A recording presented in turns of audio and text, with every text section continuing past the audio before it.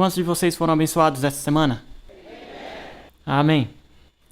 Eu também me incluo. Na verdade, esta noite, enquanto eu estava aqui sentado, sabe, eu estava pensando, depois de ouvir sobre Cristo no livro de Oséias e todas as outras palestras, sabe, eu realmente desejo, não apenas porque me sinto desconfortável de pé aqui, mas eu gostaria que Jesus estivesse aqui para falar conosco esta noite. Ele é a testemunha verdadeira. E ele sabe tudo sobre nós individualmente, mas também conhece sobre nossa história adventista e essa esperança que ele tem para nós como um povo. Mas acredito que ele está aqui conosco e nos deixou mensagens em sua palavra e nos deixou uma história para nos lembrarmos, para que não esqueçamos, certo? E minha oração é para que tenhamos um vislumbre do que Deus deseja fazer. Então, esta noite eu gostaria de começar falando sobre alguns dos reavivamentos. Primeiramente, gostaria de começar dizendo que o título é um pouco diferente do que está no seu boletim, e isso é minha culpa. Eu esqueci de colocar as aspas lá no início. Gotas da chuva serôdia. Esta é uma citação de 1892. Nós iremos chegar nessa parte mais à frente, mas eu gostaria que vocês notassem isso. Normalmente, quando falo sobre reavivamentos, gosto de começar estabelecendo um contexto para os reavivamentos, mas não farei isso essa noite. Mas pelo menos quero tocar nisso um pouco. 1888, 30 mil adventistas aproximadamente em todo o mundo. A grande maioria da liderança se reuniu lá em Minneapolis. 100 pessoas, 100 líderes da conferência geral, cerca de 500 pessoas no total, com leigos e líderes, e era o propósito de Deus, creio eu, enviar uma mensagem muito preciosa para aquele grupo, para capacitá-los e então irem para o mundo. Por quase 40 anos, os adventistas do sétimo dia, haviam pregado sobre a volta de Jesus e que antes que esse tempo chegasse, haveria um afastamento da liberdade neste país e haveria esse movimento que traria perseguição e então ocorreria os eventos finais. E antes que a mensagem final pudesse ir ao mundo, haveria um derramamento do Espírito Santo em grande medida na chuva serôdia. E os adventistas haviam pregado isso por 40 anos e agora o tempo havia chegado. E Ellen White estava lá sentada nessa reunião. Ela fez essa declaração um pouco mais tarde. Ela disse: quando o irmão Wagner apresentou essas ideias, os encantos incomparáveis de Cristo, em Minneapolis, foi o primeiro ensinamento claro sobre o assunto vindo de lábios humanos que eu tinha ouvido, com exceção das conversas entre meu marido e eu. E enquanto ele apresentava, cada fibra do meu ser dizia amém. Então Ellen White se alegrou quando ouviu isso. E de fato foi o cumprimento de uma promessa que Deus lhe fez quando estava sentada ao lado de seu esposo moribundo em 1881. De que Deus colocaria seu obreiro para descansar, mas levantaria outros, especificamente com uma mensagem que ainda não tínhamos recebido. E Ellen White reconheceu Minneapolis como um cumprimento disso. Era exatamente isso que ela estava conversando com seu marido. Art Nash disse que, das atitudes e palavras de Ellen White naquela época, estava claro que ela estava 100% com os pastores Jones e Wagner nas mensagens que eles estavam pregando na conferência geral. E foi aí que um problema aconteceu. Houve oposição e quando Ellen White apoiou e disse amém, então alguns começaram a questioná-la também. No último dia da reunião, 24 de outubro, que a própria Ellen White realmente falou, as reuniões continuaram em novembro, ela fez esta declaração em sua última palestra. Ela diz: agora esta é a última reunião de ministros que teremos, a menos que vocês desejem se reunir. Se os ministros não receberem a luz, quero dar uma chance ao povo. Talvez eles possam recebê-la. E foi exatamente isso que aconteceu depois disso. Ellen White e Jones, e Wagner, e Haskell, e Prescott e outros se juntaram. Esta mensagem foi levada ao povo e ontem, à noite, o Bob Hunsaker mencionou South Lancaster. E a propósito, Bob, você não está pisando no meu pé quando fala sobre South Lancaster, então continue. Na verdade, eu aprendi algo. Eu não sabia que Jones estava pregando, quero dizer, eu sabia que ele estava vindo de Boston, mas não sabia o que ele estava fazendo. Então foi algo que aprendi. Então eu quero dar uma olhada aqui antes de entrarmos nos reavivamentos. Então eu quero ver várias declarações que Ellen White fez sobre essa época, quando ela começou a viajar com Jones, Wagner e outros. Ela fez esta declaração em novembro de 88. Ela diz: gostaria de ter humildade de espírito e estar disposta a ser instruída como uma criança. O Senhor se agradou em me dar grande luz, mas sei que Ele dirige outras mentes e lhes revela os mistérios de Sua palavra, e eu desejo receber todo o raio de luz que Deus me enviar, mesmo que venha por meio do mais humilde de seus servos. Ellen White nunca se levantou e disse: espere, eu sou o profeta. Você não precisa de mais ninguém. Ela estava disposta a aprender e a ouvir outros que o Senhor enviou. Embora eles pudessem ser falíveis, Ellen White estava disposta a ouvi-los. E em parte, o trabalho dela em Minneapolis foi se levantar e dizer: ouçam estes homens.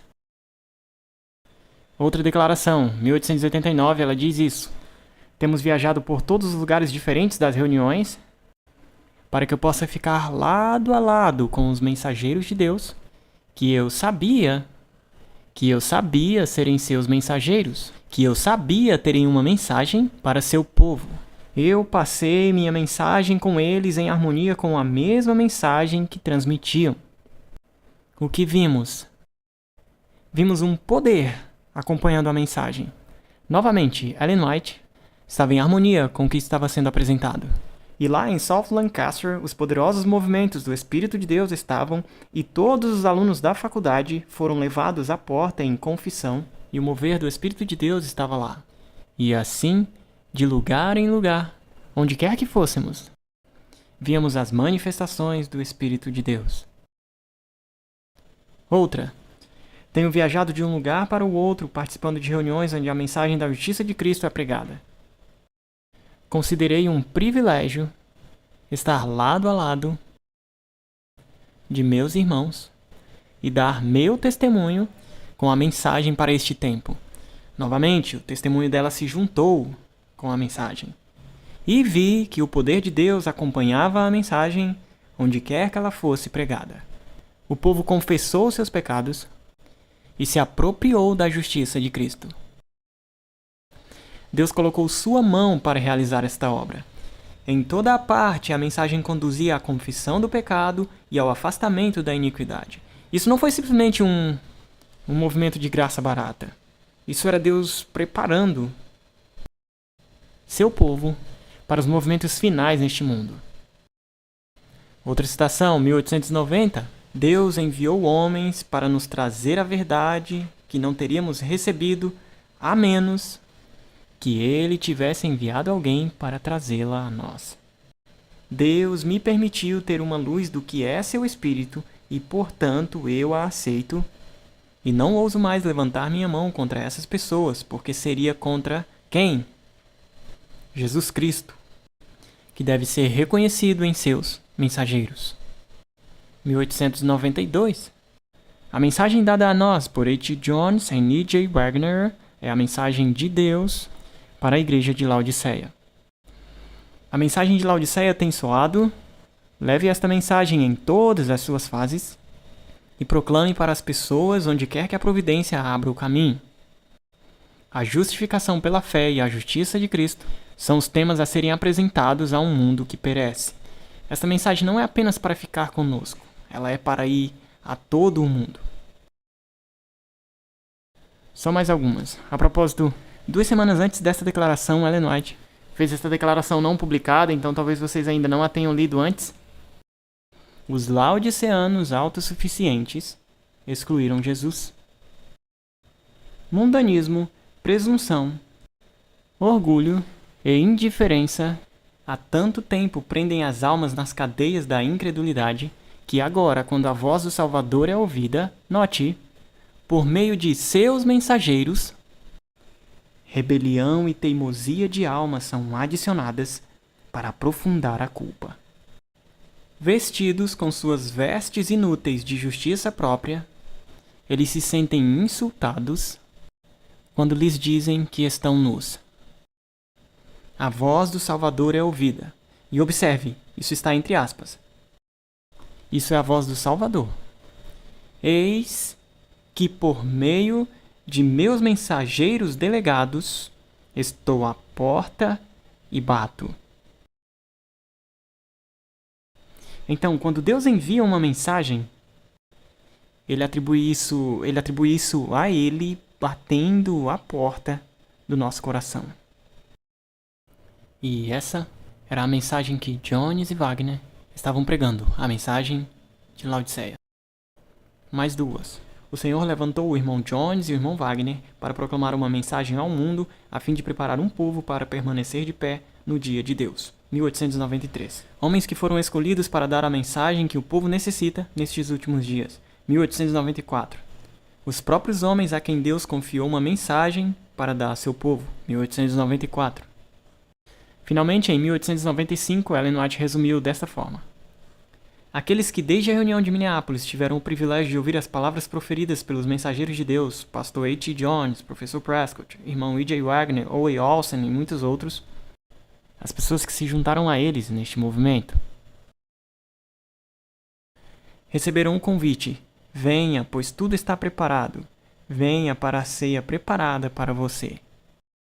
A luz do céu tem brilhado. A trombeta deu um sonido certo. Aqueles que deram suas várias desculpas para negligenciar a resposta ao chamado, muito perderam. A luz tem brilhado sobre a justificação pela fé e a justiça imputada de Cristo. 1895. Novamente, a razão pela qual quis ler isso antes é por essa razão.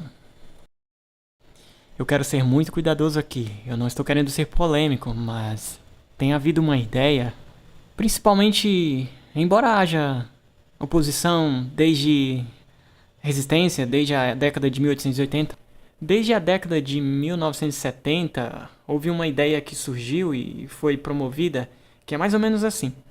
Deus enviou uma mensagem, em 1888, a mais preciosa, e Ellen White estava lá, e ainda sou, mas não sabemos o que ela era. Era o cristianismo básico, o evangelho evangélico, mas assim que a reunião de Minneapolis acabou, e Jones e Wagner entraram no trem, a falha fatal em seu caráter e em sua teologia começou a aparecer. E já em 1889 eles começaram a promover essa falsa teologia que os levaram diretamente ao panteísmo e ao movimento da carne santa. E eu não estou brincando, esse é um conceito que está sendo ensinado. E eu vou mencionar um nome, Desmond Ford. Começou a ensinar isso nos anos de 1970 e essa visão tem sido acolhida e promovida por outros desde então. E há muitos problemas com isso. E um deles é que alguém se esqueceu de dizer a Ellen White. Ela permaneceu ao lado deles e disse: esta é a mensagem vinda de Deus. Então, ao olharmos os reavivamentos que estavam acontecendo, eu quero que tenhamos isto em mente. Precisamos pôr de lado algumas dessas ideias que se tornaram parte de nossa tradição como igreja e voltarmos às fontes originais. A luz está brilhando agora. Vamos pular para 6 de abril de 1892. Ellen White escreveu uma pequena carta para S.N. Haskell. Eu não quero perder tempo lendo tudo, mas só alguns parágrafos desta carta. Esta carta não foi publicada até 2015. O que mais posso dizer? Ellen White escreve para Haskell. Meu coração está cheio até transbordar. Só estão aptos para esta obra aqueles que estão imbuídos do Espírito Santo. Novamente, os adventistas sabiam que para levar a mensagem final ao mundo, nós precisamos da chuva serôdia. A luz chegou, diz ela, a luz que iluminará toda a terra com seus raios brilhantes, tem brilhado do trono de Deus. De onde ela está citando? Ao que ela está se referindo? Apocalipse o quê? 18:1. Deixaremos de apreciar os privilégios mais preciosos que estão ao nosso alcance? Devemos continuar em nossa própria fraqueza? Devemos andar nas faíscas de nossa própria fogueira? Irmão Haskell, apresento isto a você para que possa apresentá-lo a outros.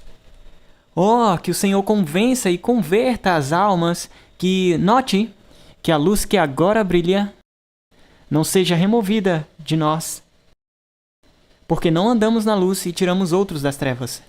Eu me sinto intensamente sobre essa morte e frivolidade do povo de Deus.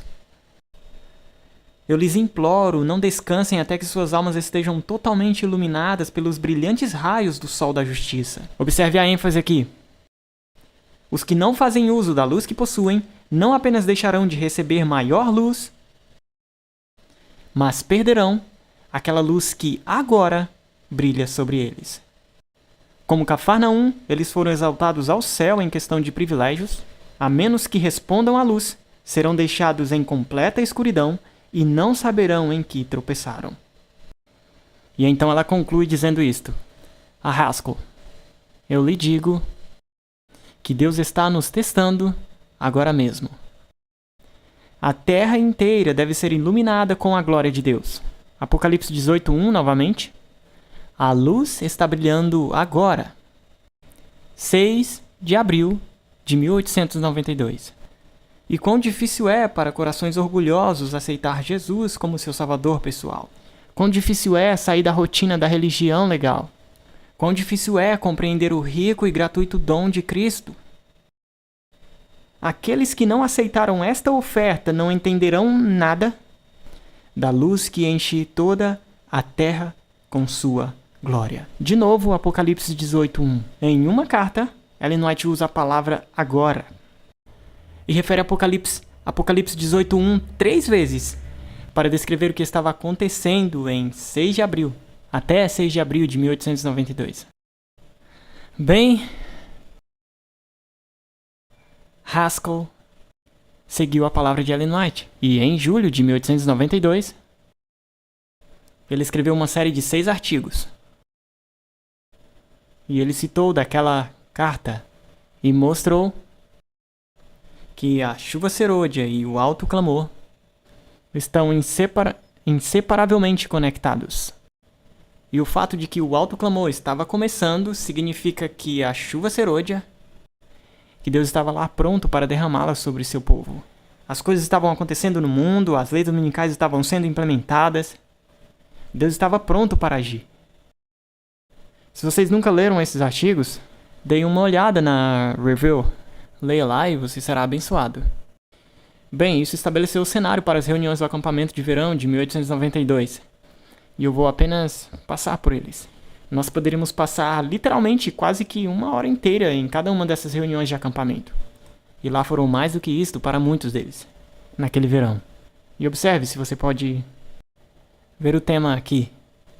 Minnesota. Esta foi a maior reunião campal já realizada em Minnesota.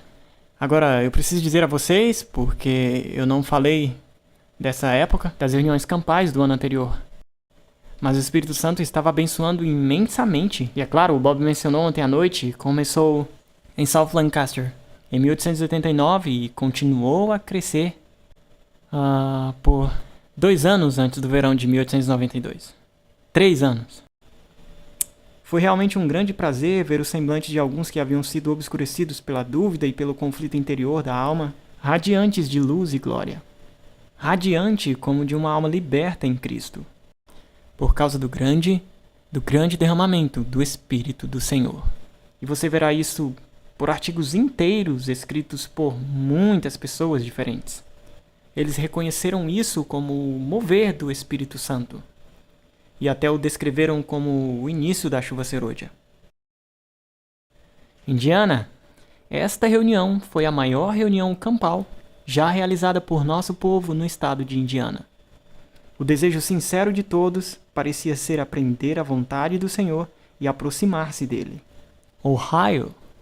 Esta reunião foi a maior reunião campal já realizada pelos adventistas do 7º dia no estado. É apenas uma coincidência o que está acontecendo em todo o país em 1892? Esta reunião campal não foi apenas a maior, mas um período do maior refrigério espiritual. Missouri. Esta foi a maior reunião de adventistas do sétimo dia já realizada na Conferência de Missouri. Vocês perceberam o tema, não é? Toda reunião era assim.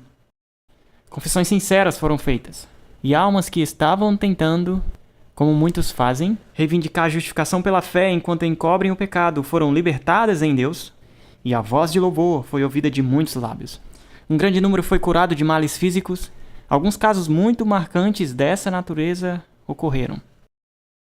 Exatamente como Jesus fez quando esteve aqui na Terra em sua primeira vinda, ele curou tanto físico quanto espiritualmente. E isso estava acontecendo também. Virgínia, tivemos o maior número de participantes já reunidos nesta conferência, pois o Espírito do Senhor se aproximou demasiado. Lincoln, Nebraska, foi a maior reunião de adventistas do sétimo dia já realizada no estado de Nebraska. Estão cansados de ouvir todos os estados? Você deseja que isso aconteça novamente?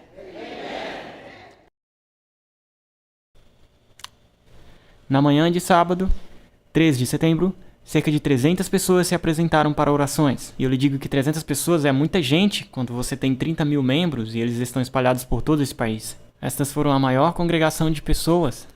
E às vezes havia muitos não adventistas que vinham para as reuniões campais, enquanto eles estavam dirigindo reuniões evangelísticas. Lansing, Michigan. Note, a reunião foi a maior já realizada pelos adventistas do sétimo dia.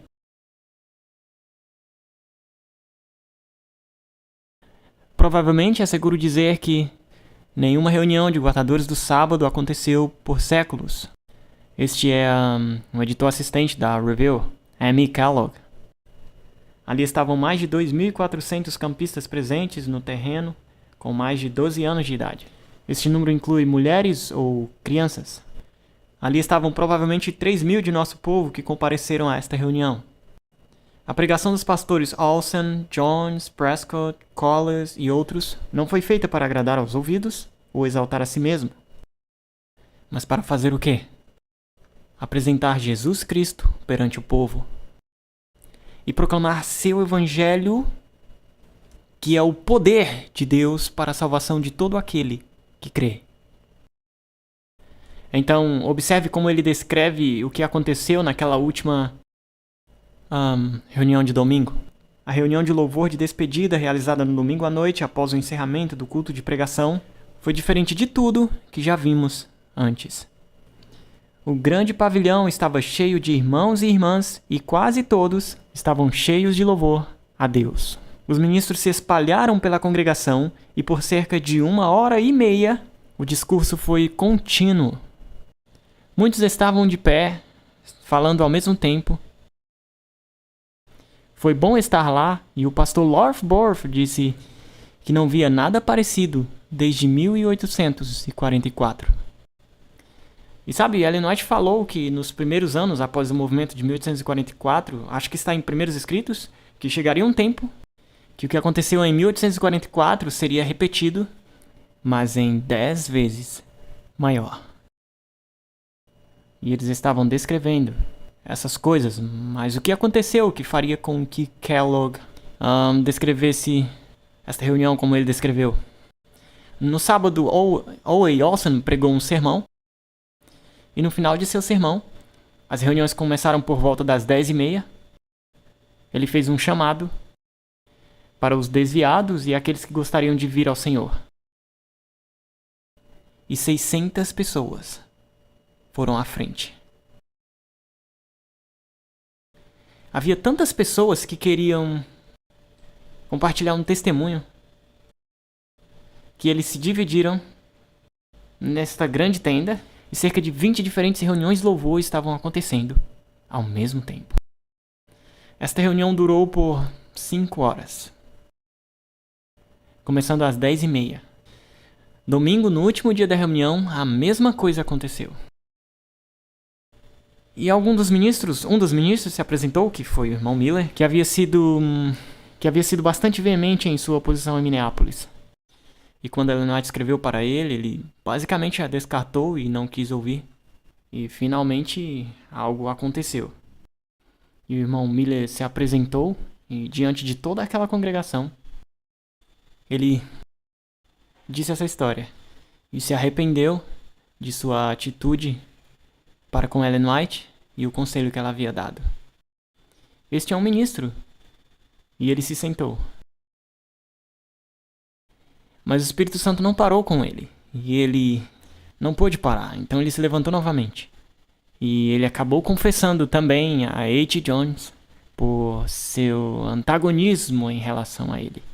E foi como um incêndio na palha. Tantas pessoas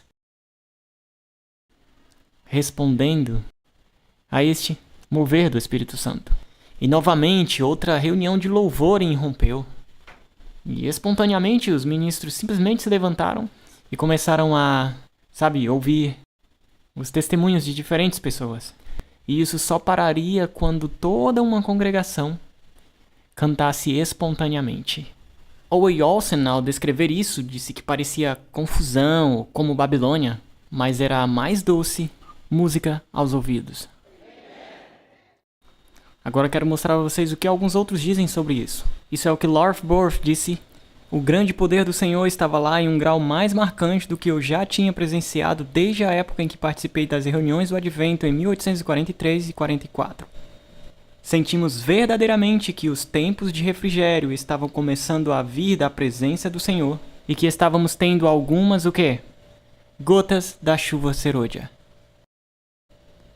A reunião campal encerrou na noite de 2 de outubro com um culto de louvor como eu nunca tinha visto antes. Enquanto a voz de agradecimento e louvor subia ao Senhor, onda após onda de seu espírito dava testemunho da aprovação do céu. E assim nosso povo se preparou para ir para suas casas. Você consegue imaginar? Que vida isso traria para a experiência do povo de Deus? Isso é o que E.M. Peebles disse. Ela era muito poética em seus escritos. Ela tem um artigo inteiro que vale a pena ler. Com muita admiração olhamos ao nosso redor, diz ela, felizes em ver a mesma alegria brilhando no semblante dos outros que sentimos em nossos próprios corações. E dizemos a nós mesmos: o que pode ser isso?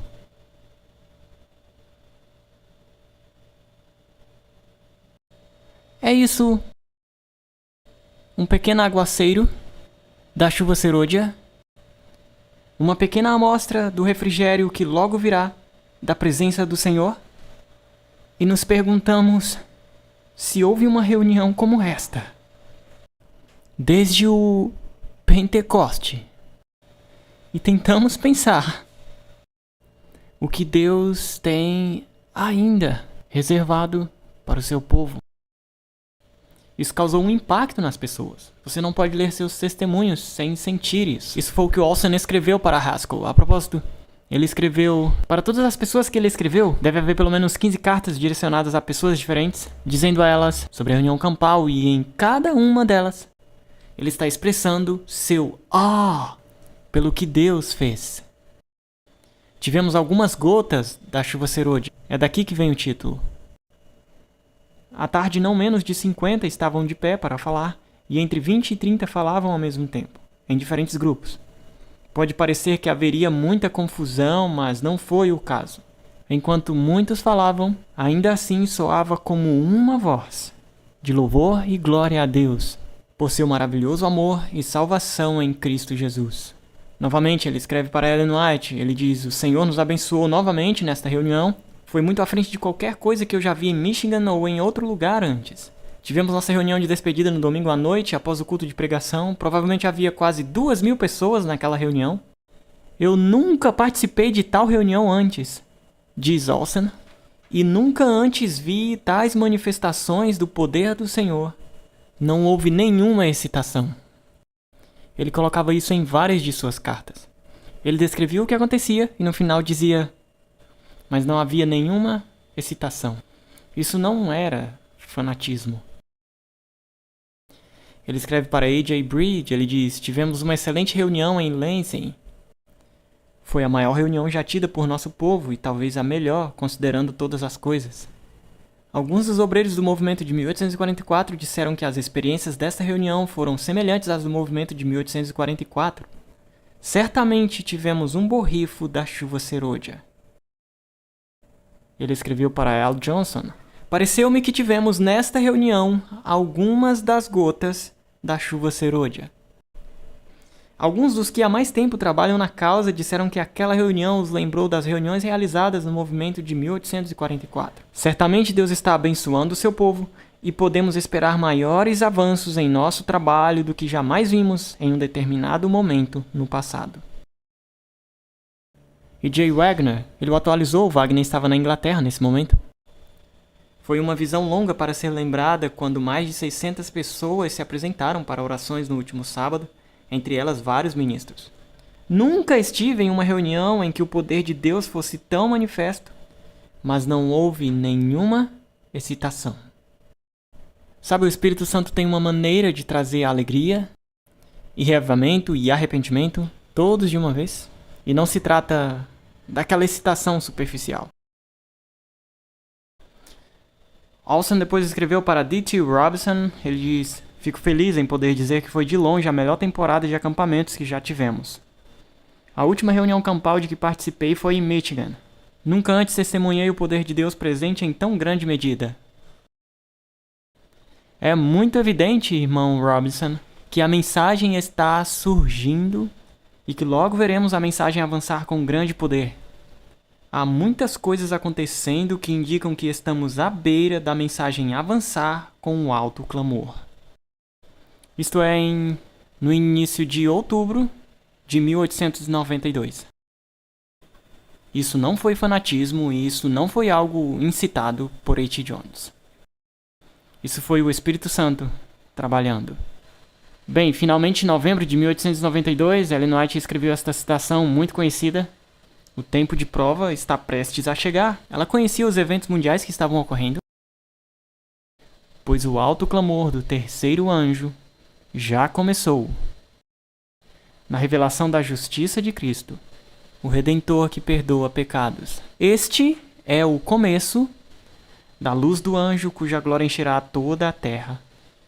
Pois é a obra de todo aquele a quem a mensagem de advertência chegou exaltar Jesus, o tema central. Não acredite nessas ideias que circulam por aí, que dizem que esta foi a primeira vez que alguém teve uma ideia de que o alto clamor começou. Essa não é a única declaração que Ellen White faz dessa natureza. 6 de abril. 7 meses antes, ela fez uma declaração ainda mais direta do que esta. Alwyn Tate escreveu um artigo em 29 de novembro. Resume tudo. A mensagem está crescendo, irmãos e irmãs. E a review da semana passada nos informa em linguagem inequívoca que o alto clamor já começou.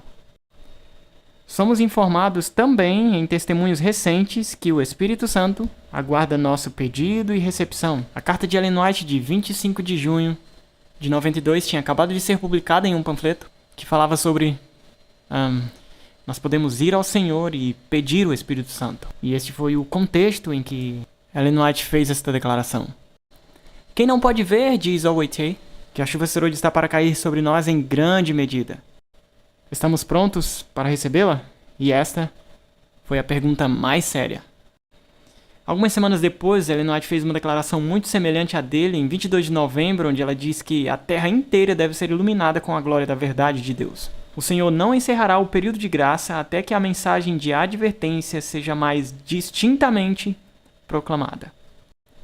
No entanto, o trabalho será interrompido em justiça. A mensagem da justiça de Cristo deve soar de um extremo ao outro do mundo. Esta é a glória de Deus que encerra a obra do terceiro anjo. As pessoas em Battle Creek estão dormindo? Ela pergunta. Elas estão paralisadas?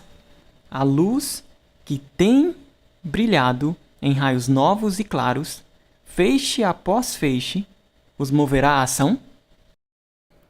E ela escreveu isso em 21 de dezembro de 1892. Você consegue ter uma ideia do assunto, da progressão do que estava acontecendo naquela época? Bem, eu quero mudar e falar sobre um reavivamento que ocorreu durante este tempo, no colégio de Battle Creek. Agora nós vamos ter que voltar por volta da época da reunião campal em Lansing, para começar. W.W. Prescott foi o secretário de educação da Conferência Geral e também o presidente do colégio de Battle Creek. Ele estava saindo naquele outono para ir para o Walla Walla, Washington, para começar a ajudar a faculdade de Walla Walla, onde ele iria também ser presidente. E eu realmente me pergunto o que esses homens, se eles tinham algum tempo livre, eu não sei como eles puderam fazer tudo o que eles fizeram, a não ser pelo poder do Senhor. Mas antes de ele partir, W.W. Prescott ir para o Walla Walla, ele se reuniu com o corpo docente e disse: este ano precisa ser diferente. E a propósito, eles tiveram um instituto educacional, um ano antes do primeiro desse tipo, onde Prescott, junto com outros professores, Jones, Wagner e Ellen White também, conversaram sobre reestruturar o sistema educacional da igreja, livrar-se dos clássicos e para colocar Cristo de volta no centro de todo o ensino e aula, para preparar um grupo de jovens entusiasmados com a mensagem da justificação pela fé para ir ao mundo. E isso era o que ele queria ver em Battle Creek, no outono de 92. Então ele reuniu o corpo docente e ele disse que em dezembro haveria uma semana de oração, e foi aí que aconteceu uma semana de oração, em dezembro.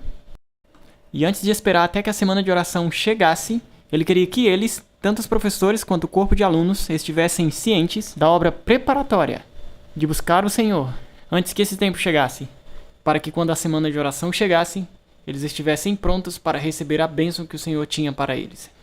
Então é aqui onde esta história começa, e eu vou me referir um pouco ao testemunho, a história como ela foi escrita por Prescott e Magan, que eram professores de história lá em Battle Creek e que também estavam se regozijando na mensagem da justificação pela fé.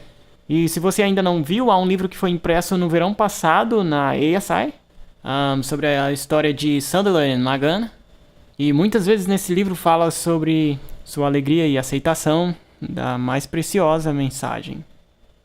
Então isso é o que Prescott diz. Como sempre, em casos como este, querendo ver o reavivamento chegar, o inimigo parecia fazer um esforço para trazer problemas para a escola. E assim, no dia de ação de graças, 24 de novembro, 4 de nossos alunos, 2 moças e 2 rapazes, organizaram um passeio clandestino juntos. O plano deles foi executado com sucesso por engano e o assunto foi encoberto da mesma forma. Mas no dia seguinte, uma pista foi dada indiretamente e logo todo o assunto foi conhecido. Então aqui estão eles no ano escolar, falta apenas cerca de um mês agora antes da semana de oração. E como sempre, e nesse grande conflito, veja como o diabo está sempre criando problemas. A faculdade tinha cerca de 350 alunos, e quando eles dizem faculdade naquela época, eram alunos de 12 anos de idade, você sabe, até os anos que consideramos como faculdade hoje. Então haviam algumas regras sobre engajamento social, e uma delas era que você não saísse em um grupo misto sem acompanhante.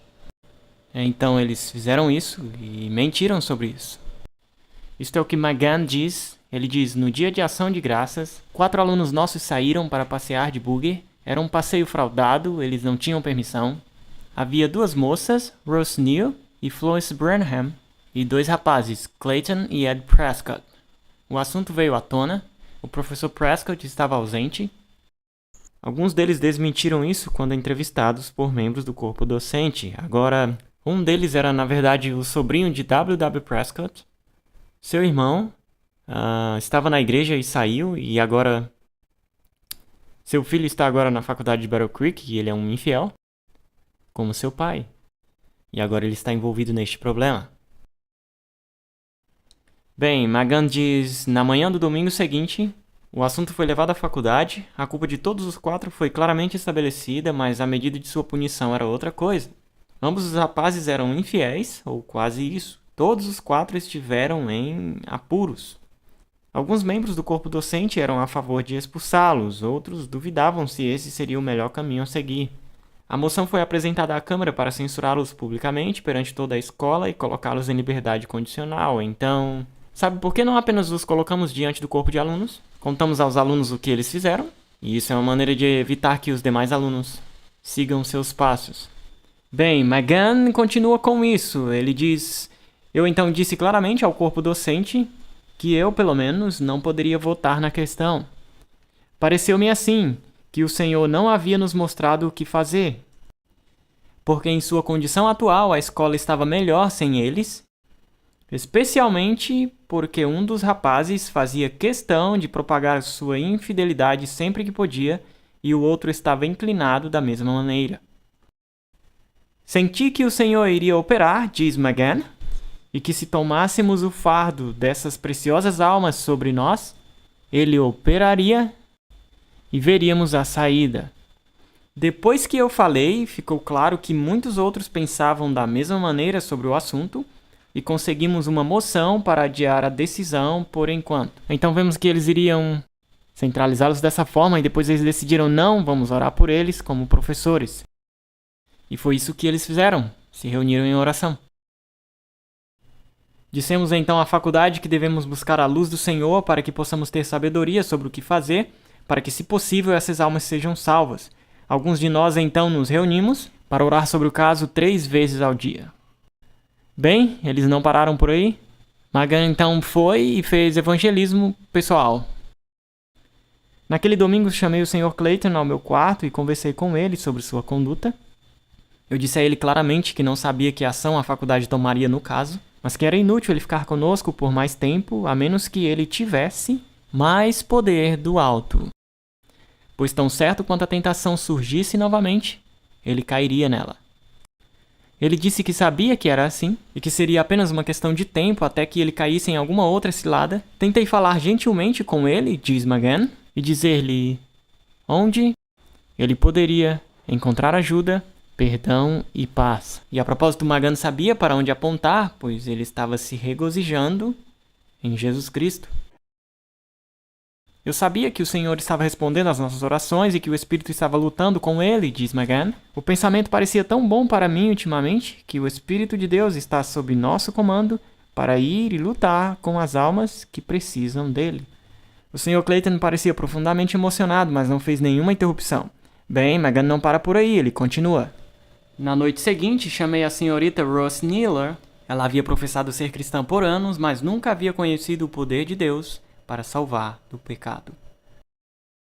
Ela parecia estar muito arrependida pela maneira como agiu. Ela disse que faria melhor se pudesse. Ela era capaz de fazer melhor por ela mesma? Não. E esse é o problema tantas vezes. Conversamos juntos, diz McGann, e lemos a Bíblia, e quando ela viu o que significava aceitar a palavra de Deus e o poder que havia em uma única promessa, tudo pareceu passar por sua alma como uma onda de glória dourada vinda do céu. Foi realmente o momento de sua conversão e nunca vi ninguém, diz McGann, tão agradecido pelo amor de Deus como ela naquele momento. Valeu a pena? Na noite seguinte, o Sr. Clayton voltou, McGann continua, e após uma longa luta, ele cedeu. Nunca tive uma experiência dessas com ninguém na minha vida, mas os resultados valeram tudo o que custou. Agora 2 deles vieram ao Senhor. Eu então fui até o corredor para contar à Sra. Prescott, diz McGann, e ela me encontrou em sua porta com lágrimas nos olhos. Pois seu sobrinho, Ed Prescott, tinha acabado de vir para dizer a ela que ele também tinha visto luz nas promessas de Deus e ia ser um cristão. Aleluia! Bem, então algo aconteceu. Então o assunto se espalhou pelos corredores e por toda a parte os alunos se convenceram de seus pecados e, sem nenhum esforço por parte dos professores, começaram a implorar para que alguém viesse ajudá-los. Eu acho que havia cerca de 10 que tomaram posse naquela noite. A maioria, se não todos, nunca fez nenhuma profissão. Alguns tinham sido infiéis por completo. Então aqui eles estão orando como um corpo docente, trabalhando individualmente com esses 4 membros. E agora havia um movimento entre o corpo de alunos. Eles não estavam nem mesmo conectados ao corpo docente. Os estudantes estavam vindo e dizendo: precisamos de ajuda. Isso é o que Prescott descreve. Ele diz: embora a ocorrência fosse desconhecida para os outros alunos na época, parecia ser um sinal para uma mudança geral. Parecia vir sobre os alunos em seus aposentos particulares durante a hora de estudo da noite, quando esses jovens se moveram, tal espírito que eles não puderam resistir, e foram impelidos a deixar seus aposentos e procurar ajuda. Alguns ficaram por um tempo em grande angústia mental. Os professores que estavam por perto começaram a trabalhar imediatamente. Sem nenhum plano pré-arranjado, as reuniões de louvor foram realizadas nas salas privadas e na sala de estar, e uma após outra cedeu ao mover do Espírito de Deus. Incrível, acho que foi uma noite de terça-feira. Bem, outra coisa interessante aconteceu. Neste mesmo dia, 3 cartas de Ellen White chegaram. Agora entenda, ela estava na Austrália, o que significa que para elas chegarem lá naquele dia, elas teriam que ser enviadas quase um mês antes. E elas chegaram naquele mesmo dia. Eu não sei qual destas 3 cartas foram lidas. Aqui eles leram uma parte dela no dia seguinte. Mas foi uma delas. É assim que Prescott a descreve. Essas cartas chegaram e a senhora Prescott não sabia o que fazer. Mas na manhã seguinte ela percebeu que foi providencial a chegada desses testemunhos àquela hora. E ela enviou uma parte dele para que pudesse ser lida para os alunos. Isso foi feito no culto da capela. Então a senhora Prescott enviou a carta e Magan leu uma porção da carta. Novamente, eu não sei de qual carta foi lida. Você gostaria de saber do que se tratava um dos testemunhos?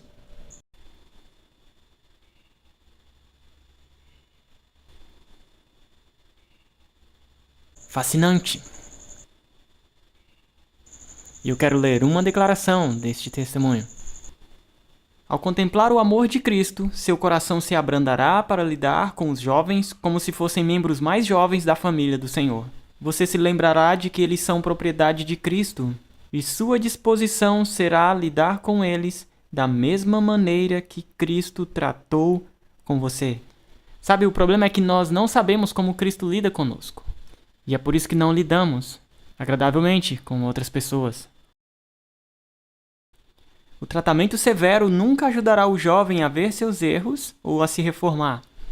Que as regras e os regulamentos da escola sejam cumpridos no Espírito de Jesus, e quando a repreensão tiver que ser dada, que esse trabalho desagradável seja feito com tristeza misturada com amor. Não pense que é seu trabalho repreender abertamente o aluno e assim humilhá-lo diante de toda a escola. E isso era o que eles estavam planejando fazer antes de decidirem esperar e orar. Este não será um exemplo adequado para dar aos filhos, pois será uma semente que produzirá uma colheita semelhante. Eu posso imaginá-los indo como professores.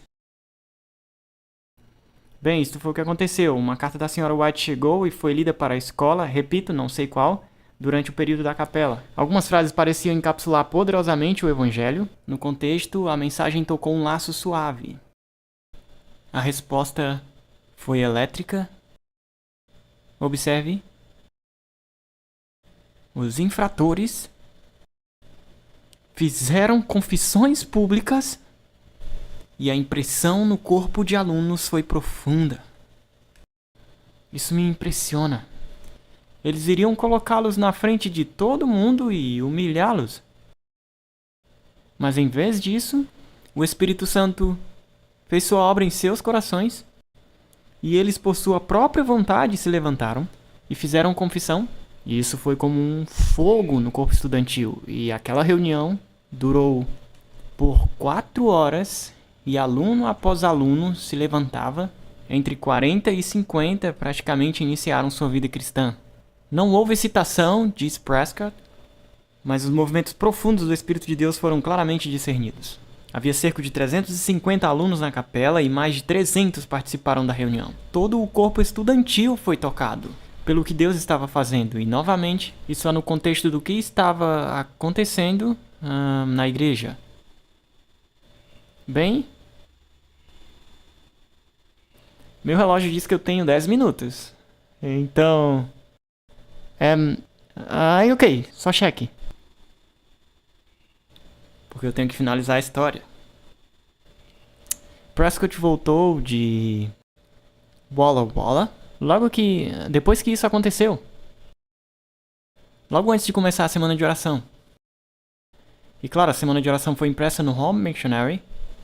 E essa revista foi enviada em todo o país. E todas as igrejas adventistas teriam reuniões todas as noites em suas igrejas e os membros viriam. Eles deveriam ler a leitura da semana de oração e depois eles teriam um momento de oração. E no colégio de Battle Creek, eles, da mesma forma, realizariam essa semana de oração.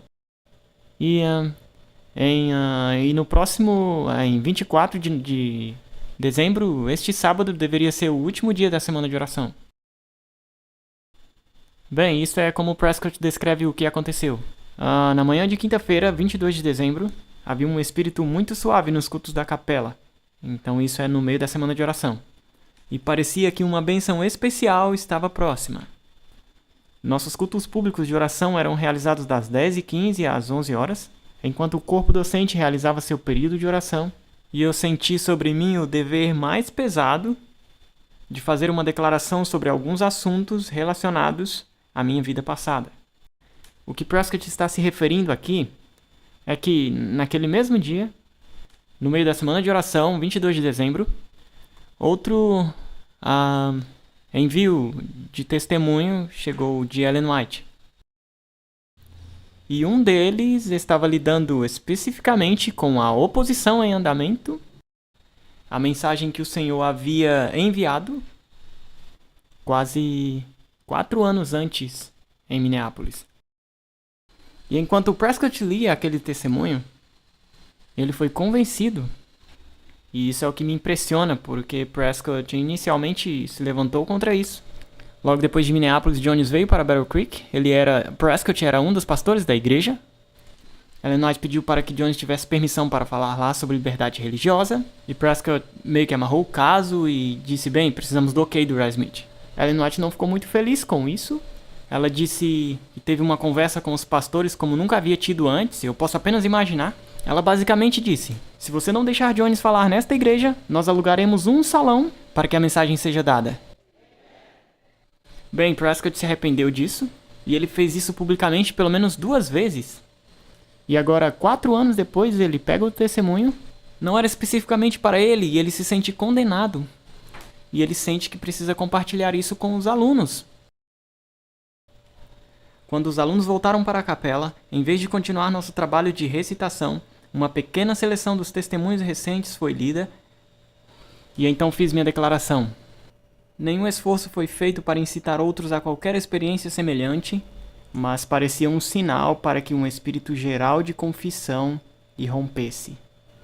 Então Prescott levanta, ele lê uma curta declaração deste testemunho, e depois ele confessa ao corpo estudantil sua lentidão em aceitar a mensagem.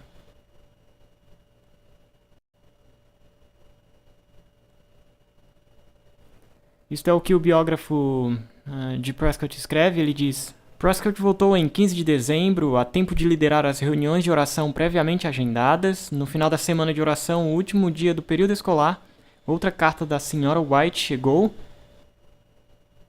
e foi lida na capela por Prescott. Começando a chorar enquanto lia, o consciencioso Prescott confessou francamente sua antiga desconfiança em responder à nova luz, a justificação pela fé. Novamente, o corpo estudantil foi agitado. Agora lembre-se, este é o último dia da escola, antes das férias de Natal. Este é o momento da última reunião, antes das férias de Natal. Agora, a semana de oração irá continuar nas igrejas, mas quando este dia acabar, quero dizer, quando este momento acabar, os estudantes vão para casa. Mas depois que Prescott saiu, o corpo estudantil ficou comovido e o culto de louvor começou. Você gostaria de saber quanto tempo essa reunião durou?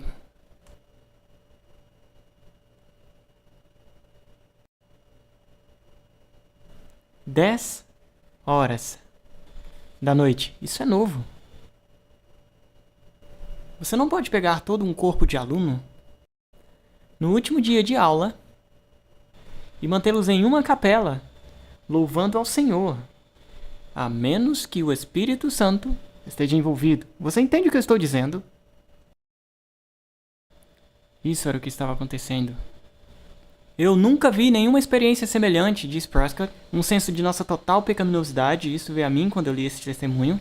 Nossa miséria e a excessiva pecaminosidade do pecado. E a necessidade daquela ajuda que vem através da aceitação de Cristo e sua plenitude parecia repousar em todos os corações. Pessoalmente, nunca senti tanto horror ao pecado como aquele que tomou conta de mim naquele dia, e os outros sentiram o mesmo.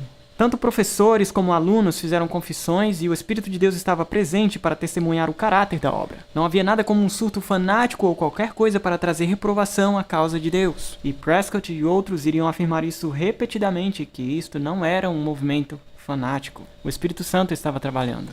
Todos a reconheceram como obra do Espírito, que embora convencesse do pecado, ainda era um consolador. Louvado seja o Senhor! Ninguém desistiu de desânimo, mas havia uma fome e sede de justiça como nunca antes experimentado em nosso meio. Bem, isso não era apenas lá, eu nem vou ler isso, mas houve reavivamentos da mesma natureza acontecendo em outros campos universitários na mesma semana de oração. Houve um instituto de comportores, a mesma coisa acontecendo. Gotas da refrescante chuva serôdia que temos buscado começam a ser vistas, diz R.C. Potter. Agora, logo após o término desta escola, os alunos estão tão entusiasmados com o que está acontecendo que eles estão indo aos seus vizinhos e lhes dizendo. Eles têm pessoas até convidando os alunos para irem à sua casa e contar seu testemunho. A equipe médico-missionária de saúde, que estava apenas começando, pegaram seus alunos, os alunos saindo durante as férias de Natal, se juntaram a essas equipes, quando eles estavam saindo para compartilhar. Este foi um reavivamento que colocou as pessoas para trabalhar. Outra coisa aconteceu. Prescott decidiu começar uma série evangelística. Na verdade, eles pediram a Jones, uma igreja pediu para ele vir e apresentar em sua igreja sobre liberdade religiosa. Jones não pôde, pois estava muito ocupado. Então Prescott planejou uma semana evangelística, mas veja o que ele decidiu fazer. Os irmãos me pediram para tomar conta do trabalho e decidi conduzi-lo como uma série de reuniões evangelísticas, nas quais o primeiro esforço será levar o Evangelho como o poder de Deus às pessoas para que as almas possam ser realmente convertidas a Deus. Então, procuraremos instruí-las em toda a verdade. E a propósito, eu acredito que isso é visto ainda em uma maior extensão em Armandale, em 1895, onde este princípio é posto em prática. Ouvimos relatos indicando que Deus está operando de maneira especial. Por seu povo, estamos tomando coragem renovada e orando diariamente por chuva no tempo da chuva serôdia. Bem, eu vou ter que pular isso, mas eu só quero que você veja as fotos. Conferência Geral de 1893 foi logo após esses reavivamentos. Deus sabia o que estava fazendo. Ele estava preparando o caminho para a Conferência de 93, a mais importante desde 88. Sobre isso, Prescott escreve: "Nunca vi os obreiros saírem com tal grau de esperança no Senhor." Spicer disse que foi a maior reunião já realizada em mais de uma maneira. Vários começaram a aguardar o sábado como resultado das reuniões realizadas na cidade. Ele está se referindo às reuniões evangelísticas de Prescott, que continuariam mesmo durante a Conferência Geral. Não adventistas estavam vindo para a conferência. Uma senhora apareceu no sábado e ouviu o sermão no sábado e saiu procurando por alguém porque ela queria ser uma adventista. O sábado foi apresentado com Cristo no centro. D.C. Tenney foi a maravilhosa manifestação da bênção de Deus. Chegamos ao tempo da chuva serôdia. C.H. Jones. A conferência foi a melhor reunião que já participei, sem nenhuma exceção. O.B. Olson. Nunca vi nada parecido em nenhuma de nossas reuniões antes. E isso aconteceu logo após a reunião campal de Lansing. Foi uma estação de refrigério pela presença do Senhor. O Espírito de Deus repousava sobre ministros e pessoas. E essas bênçãos não se limitaram aos delegados e aos reunidos na conferência, mas se estenderam a muitos outros lugares ao mesmo tempo. Há histórias na review que mesmo durante a conferência geral estava acontecendo em outros lugares ao redor do país. Bem, isso é o que Ellen White diz, 24 de abril. Passei muitas horas sem dormir durante a noite. Agora, normalmente, se você lesse isso de Ellen White, você se perguntaria o que a estava incomodando. As boas novas da América me mantiveram acordada. Oh, como meu coração se alegra com o fato de que o Senhor está trabalhando em favor de seu povo. O Senhor, por seu Santo Espírito, estava operando nos corações daqueles que foram em grande parte convencidos de sua verdadeira condição diante de Deus, mas não humilharam seus corações antes de confessar. O Espírito do Senhor os moveu ao ponto nesta conferência. Lá foram feitas confissões, algumas das mais genuínas que as pessoas já tinham visto antes. E houve reuniões de louvor. Poderíamos passar toda uma semana só em 1893.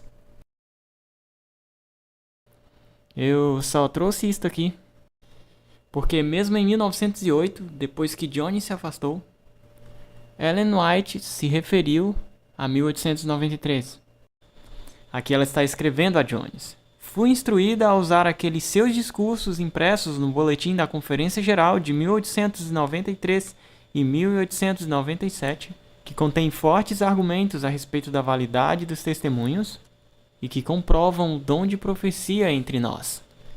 Foi-me mostrado que muitos seriam ajudados por esses artigos, especialmente os recém-chegados à fé, que não se familiarizaram com nossa história como um povo. Será uma bênção para você ler novamente esses argumentos que foram preparados pelo Espírito Santo. Ela até disse a Jones, volte e leia os artigos que você falou, que foram elaborados pelo Espírito Santo, 1893.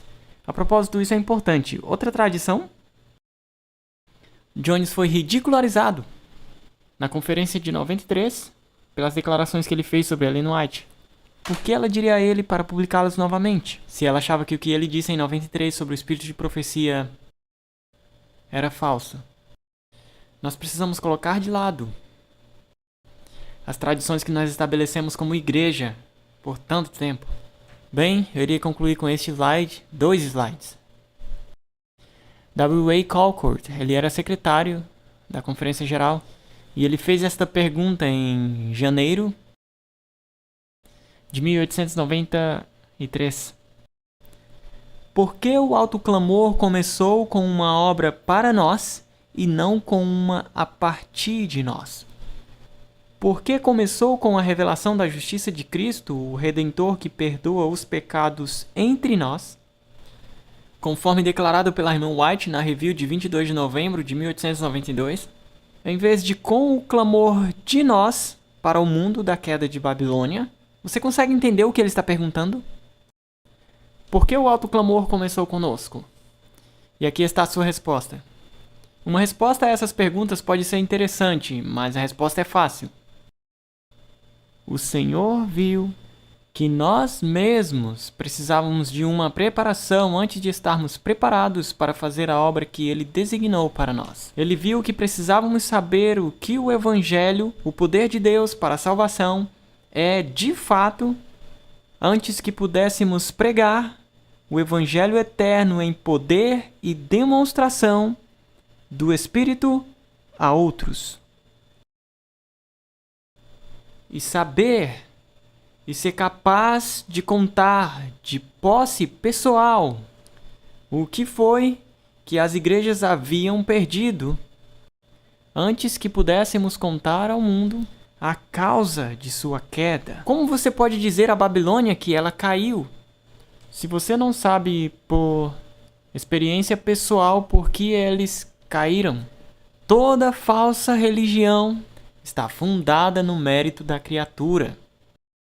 E quando nós, mesmo como adventistas do sétimo dia, procuramos, mesmo por um pouquinho, de mérito da criatura, nós não estamos seguindo os ensinos de Deus.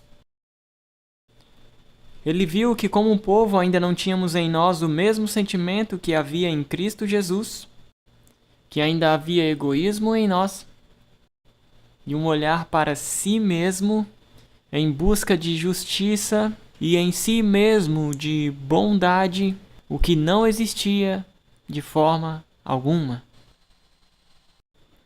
E essa verdade que Calkert falou ou escreveu na época ainda é verdade hoje.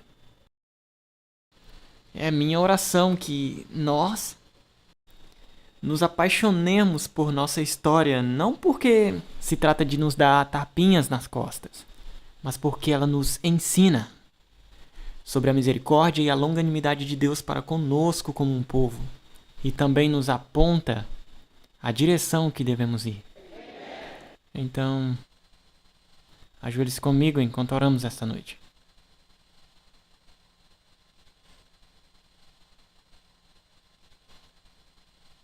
Pai, nós te agradecemos por deixar essas histórias do passado para nos encorajar até hoje. Senhor, eu oro para que tu fale a nós. Eu não sei o que tu desejas falar para cada um de nós aqui individualmente, mas, Senhor, eu oro para que tu fales a cada um de nós. Nós estamos aqui em 2018 e eu não acho que deveríamos estar aqui. Pai, nós almejamos por aquele dia quando esses reavivamentos virão novamente e, no entanto, Senhor, percebemos que há uma obra que precisa ser feita em nossos corações, e eu oro a Deus esta noite para que tu toques em cada um de nós e nos convença do pecado, como aconteceu naqueles reavivamentos, não para nos desanimar, aponte-nos o caminho, mas nos mostre, Senhor, que tu tens o poder de remover esses pecados e que mesmo uma promessa clamada pode trazer vitória e poder em nossas vidas. Eu oro para que